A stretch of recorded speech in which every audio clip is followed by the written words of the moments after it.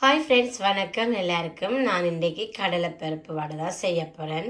கடலைப்பருப்பு எடுத்து வடிவாக 2-3 தடவை வாஷ் பண்ணிவிட்டு 4 மணி நேரம் நான் ஊற வச்சுட்டு இப்போ எடுத்து வச்சுருக்கிறேன்.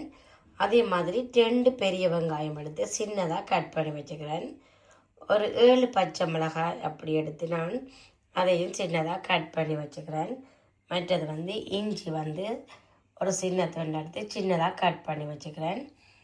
மற்ற கருவேப்பிலையும் சின்னதாக எடுத்து கட் பண்ணி வச்சுக்கிறேன். பார்த்தீங்கன்னா ஒரு மீசக்கரண்டி பெருஞ்சீரகம், ஒரு மீசக்கரண்டி சில்லி ஃப்ளேக்ஸ் எடுத்து வச்சுக்கிறேன். அது ஆப்ஷனல் தான், உங்களுக்கு விருப்பம் வேண்டாம் அதை சேர்க்கலாம். நான் நார்மலாக அப்படி தான் செய்கிறேன். நான் சில பேர் பச்சை மிளகாய் போடுவிடும், செத்தல் மிளகாய் போடுவிடும். இப்போ நான் பச்சை மிளகாயும் போட்டு இந்த சில்லி ஃப்ளேக்ஸும் போடுறேன்.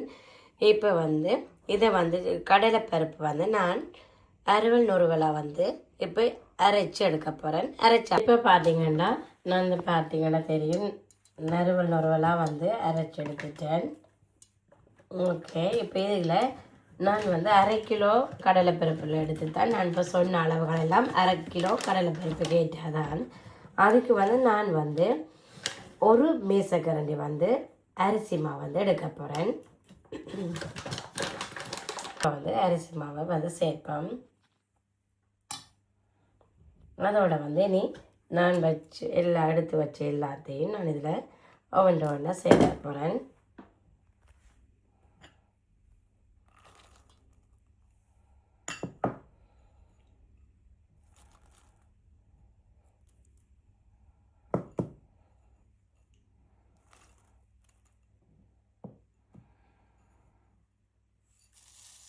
எல்லாத்தையும் இப்போ நான் சேர்த்துட்டு இப்போ பார்த்தீங்கன்னா இதில் நான் உப்பு சேர்க்கிறேன். உப்பு நீங்கள் உங்களுடைய இது சுவைக்கு ஏற்ற மாதிரி நீங்கள் செக் பண்ணி பார்த்துட்டான் எடுக்கணும். எல்லாம் சொல்ல முடியாது, நான் ஒரு கேட்குறேன்னு சொல்லலாது.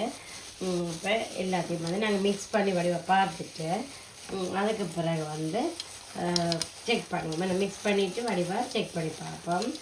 ஓகே, பார்த்தீங்கன்னா நல்ல வடிவாக குழைச்சி எடுத்தாச்சு. உப்பு பார்த்தேன், கரெக்டாக இருக்குது.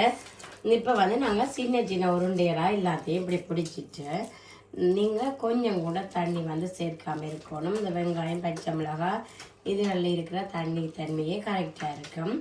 இப்போ நீங்கள் உருண்டையாக்கி போட்டு 2 கையையும் நல்ல வடிவாக கழுவி எடுத்துட்டு நாங்கள் இப்படி வடிவாக ப்ரெஸ் பண்ணி விட்டோம்னா அது பர்ஃபெக்டாக இருக்கும். ஓகே, பார்த்தீங்கன்னா எப்படி எல்லாத்தையும் செய்வோம். பார்த்தீங்கன்னா இதே மாதிரி நீங்கள் தட்டினா ஓகே. என்னென்னு சொன்னால் நாங்கள் அந்த வெங்காயம் அதனோட இருக்கிற தண்ணித்தன்மையை கரெக்டாக இருக்கும். வேண்டோடைய நாங்கள் இதால் 2 கையாலையும் இப்படி ப்ரெஸ் பண்ணினோம்னு சொன்னால் கரெக்டாக இருக்கும். அதே மாதிரி தட்டிட்டா ஓகே. இப்போ பார்த்தீங்கன்னா இதே மாதிரி கோல்டன் கலராக நான் இப்போ எல்லாத்தையும் பொரிச்செடுக்க போகிறேன். எல்லாம் இப்போ பார்த்தீங்கன்னா ஃப்ரெண்ட்ஸ் எல்லாமே நான் ஃப்ரை பண்ணி எடுத்துட்டேன். நல்ல வடிவான கோல்டன் கலரில் இப்படி நாங்கள் எடுத்த மட்டும் சொன்னால் ஓகே இருக்கும். அதில் உரைப்பு உப்பு எல்லாமே பர்ஃபெக்டாக இருக்குது. இதே அளவில் நீங்கள் செய்தீங்கன்னா இப்படி பெஸ்ட்டாக இருக்கும். அதே மாதிரி இந்த வீடியோக்கு இருந்து பார்த்துட்டு இருக்கிற எல்லோருக்குமே தேங்க்யூ ஸோ மச், தேங்க்யூ. அதே மாதிரி ரீசெண்டாக எனக்கு நிறைய பேர் சப்ஸ்கிரைப் பண்ணியிருக்கிறீங்க. உண்மையிலேயே ரொம்ப ரொம்ப தேங்க்யூ ஸோ மச். நீங்கள் இப்போ பார்த்துட்டு இருப்பீங்க, திரும்ப உங்களுக்கு சொல்ல தேங்க்யூ ஸோ மச். அதே மாதிரி உங்களுக்கு வர வீடியோக்கள் வேணுமென்னு சொன்னாலும் நீங்கள் எனக்கு சொல்லுங்க. எனக்கு தெரிஞ்சதை நான் பெஸ்ட்டாக தருவேன்னு நான் நினைக்கிறேன். வேறு எல்லோருக்குமே திரும்பவும் சொல்கிறேன் தேங்க்யூ ஸோ மச்.